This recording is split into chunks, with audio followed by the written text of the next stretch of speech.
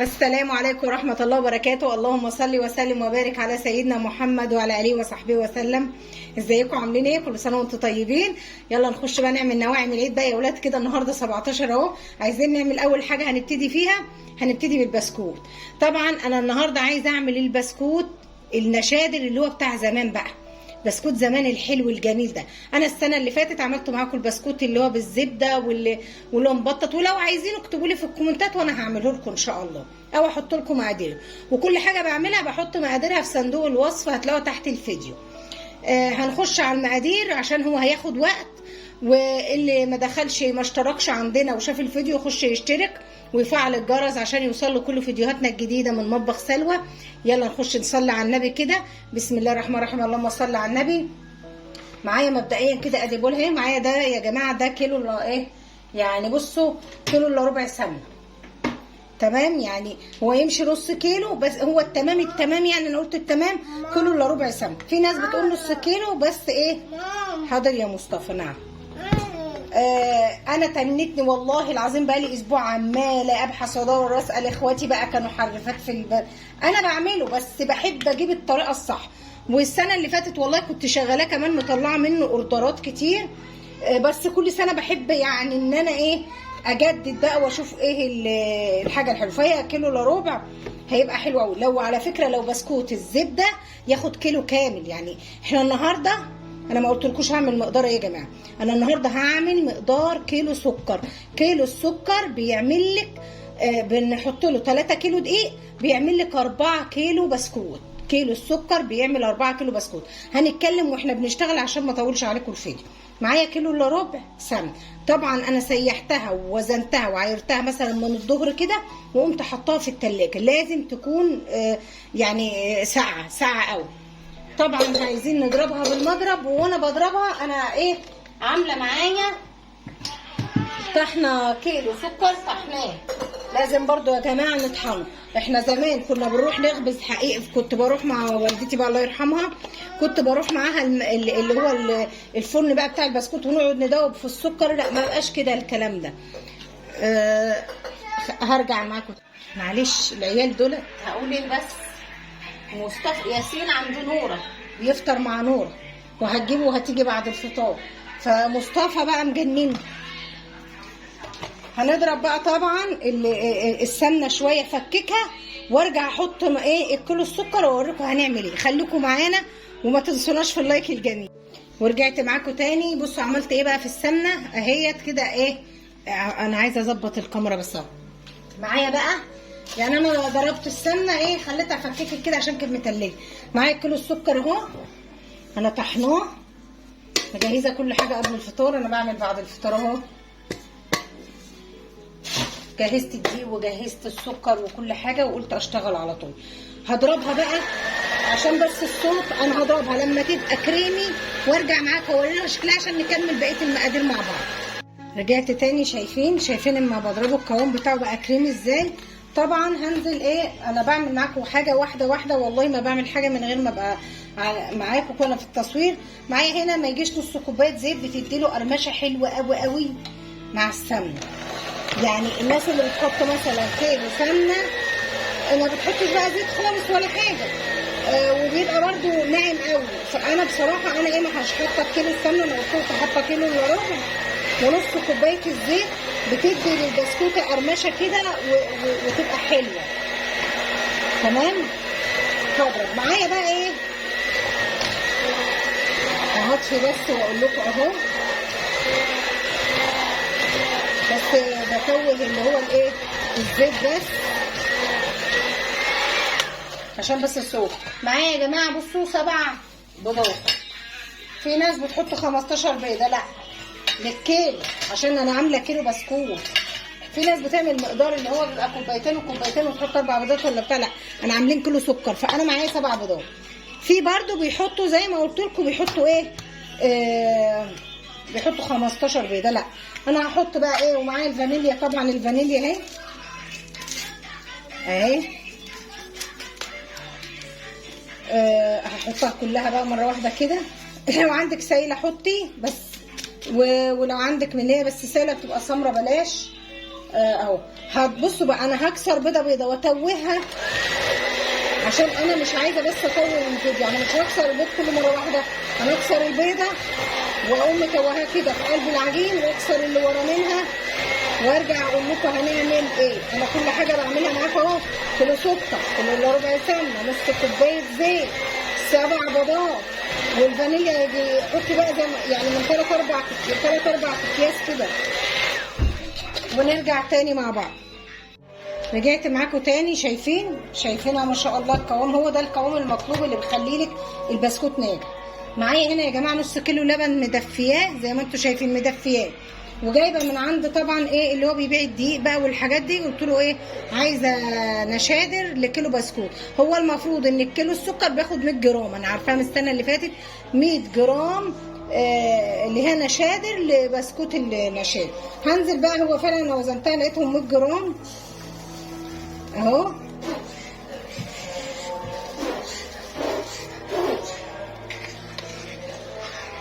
الريحه صعبه يعني، ريحته جميله جدا بس بتبقى نفاذه قوي. نشادر ده بيبقى جميل جدا اهو.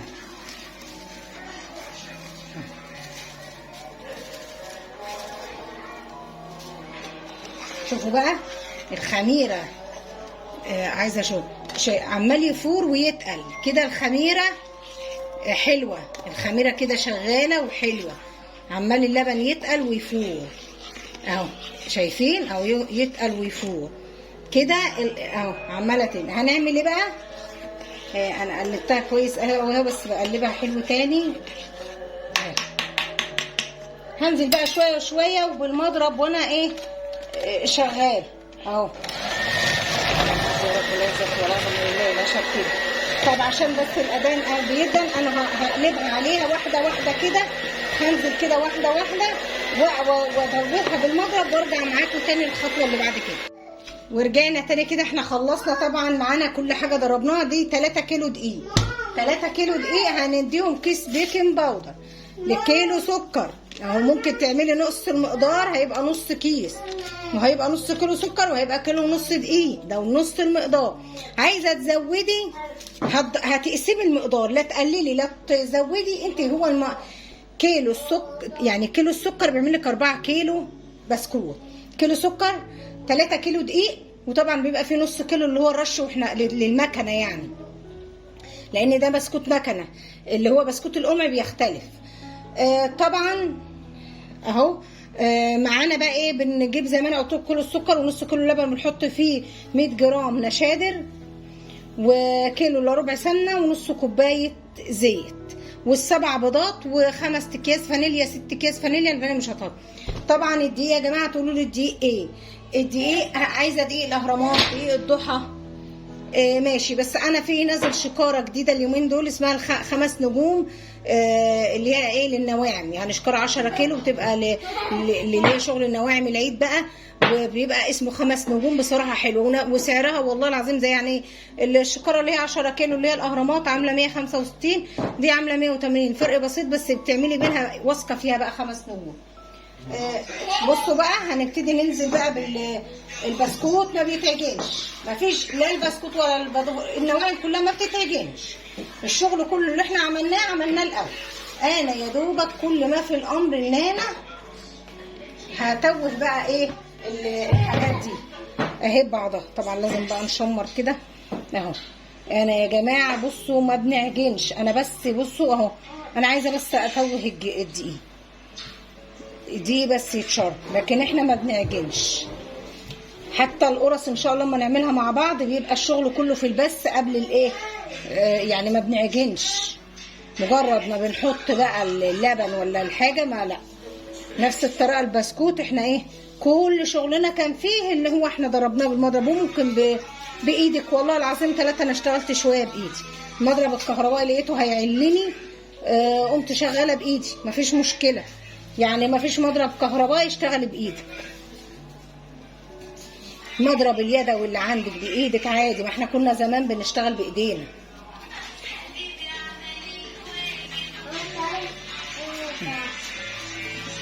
بس يا دوبك بس بدوب الايه بس منك ما شاء الله كيلو فطبعا يعني ايه بياخد وقت. طبعا انا هعمله في المكنه. دقيق القمع يا جماعه بيختلف في ايه بقى؟ بنزود له السمنه عشان وبنخلي العجينه مش ناشفه، خلي العجينه في ايدنا كده بتبقى يعني عشان تنزل من الكيس. لكن ده عجينه بسكوت المكنه بنخليه ايه يعني يابس شويه اهو. بصوا بقى انا مش بعجن، توهت يا دوبك اهو، بس الايه هخلصها كده وايه يعني. انا بس كل ما في الامر ان انا مش عايزه ايه اطول الفيديو. هي اتعجنت اهي ما شاء الله، ما هيش عايزه اي حاجه. هرجع تاني بصوا هخلصها خالص وارجع اوريكم قوامها عشان هريحها عبال ما اجهز المكنه، بس عشان ما اطولش عليكم. رجعت لكم تاني اهي يا جماعه. بصوا ادي العجينه ما شاء الله زي ما انتم شايفينها بقى كده اهي، شايفين اهي زي الملبن عسوله اهي. هسيبها بس ايه ربع ساعه اغطيها واسيبها عبال ما اجهز السجان واجهز المكنه ونرجع مع بعض. خلاص وكده بعد ما نعمل اهو جبنا الطبليه وقلنا هنعملها كده على الطبليه. ادي المكنه ركبتها والسجان مسحتها بالزيت وهنبتدي نعمل مع بعض اهو بقى. يلا يا عبد الرحمن بيدور لي المكنه اهو. هنعمل اللي هو النجمه. يلا التكه يا عبد الرحمن. حلو ايوه كده اهي. ممكن بقى نقوم قاطعينها كده ونقوم ايه عاملينها كده زي ما انتم شايفين كده اهو اهي، ونبتدي نحطها هنا. هات يلا. لا يا عبد الرحمن انت كده مش مالك خالص. لا كده لا كده. استنى يا عبد الرحمن. الصوت. يلا علي الصوت بقى اهو. ماشي اهو. بنتك عليها قوي اهو. هنعملها واحد واحد بس كده. استنى بقى يا عبد الرحمن اهيت، ونقوم راصين كده على طول. استنى يا ياسين. روح يا ياسين روح يا ياسين بس دلوقتي. تعالى يا طب روح. طيب لسه هنعمل تعالى يا كتير اهو مصطفى. معانا. يلا يا عبد الرحمن اهي. بس استنى اهي. ونبتدي في الاخر خالص ياسين هنقوم مسوينها بالايه بالسكينه لو في حاجه كبيره عن حاجه. يلا يا مصطفى.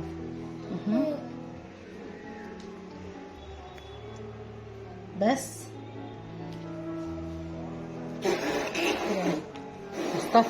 مصطفى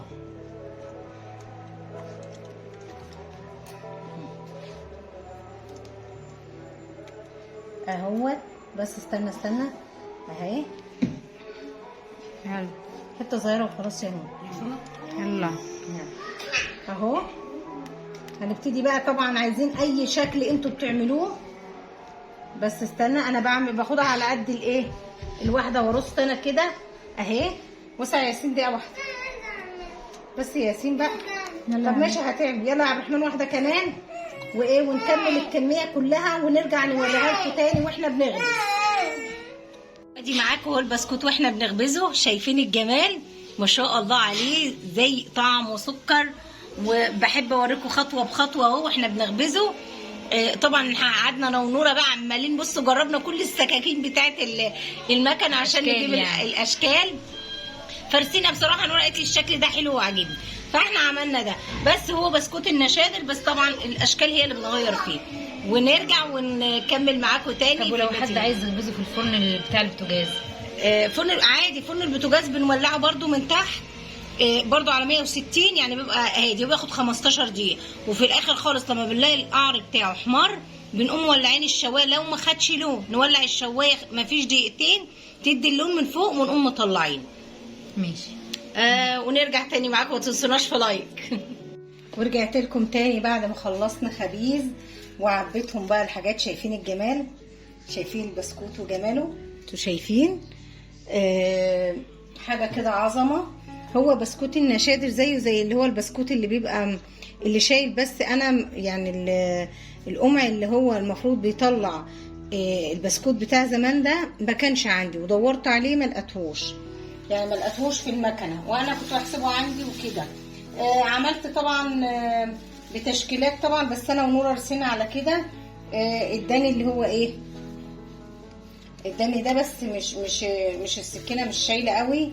عملنا منه شويه اهو اللي هم دولت كده زي ما انتم شايفين كده اهو. اللي هو ده البسكوت بتاع زمان، هو نفس يعني ده بسكوت بتاع زمان اهو زي ما انتم شايفين كده اهو. بس بصراحه يعني ما عجبتنيش قوي، فايه عملنا النقشه التانية زي ما انتم شايفين كده اهو الجمال والعظمه. شايفين والله العظيم دي حاجه عارفين الكيلو البسكوت ده بره والله العظيم البسكوت ده عامل بره 300 و 350 جنيه الكيلو. شايفين اهو يعني جميل جدا، طعمه تحفه. نوره ما بقتش مصدقه، وطبعا مش دول بس كمان طلعتهم وهوزن معاكم دلوقتي اشوفهم كام. وده برضو طلع اللي هو كان اتحروق يعني منش، يعني مش اتحروق قوي، محمر شويه، سبته كده للولاد يبقوا ياكلوه. وهشغل الميزان وهشوف. طبعا انا كنت مصفره الحاجات دي، انا عارفه يعني ميزانهم، هشوفهم كده وايه.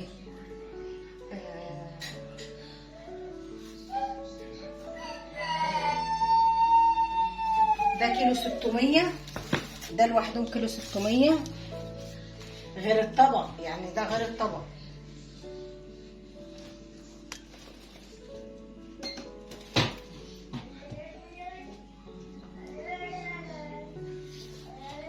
ده كيلو 600 وده 3 كيلو، يعني 4 كيلو. وهنوزن دول كمان.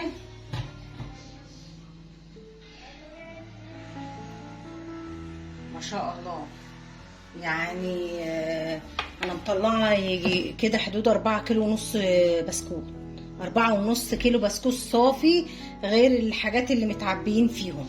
من كيلو سكر 3 كيلو دقيق طلعت 4 كيلو ونص بسكوت. هتشتري والله العظيم بره.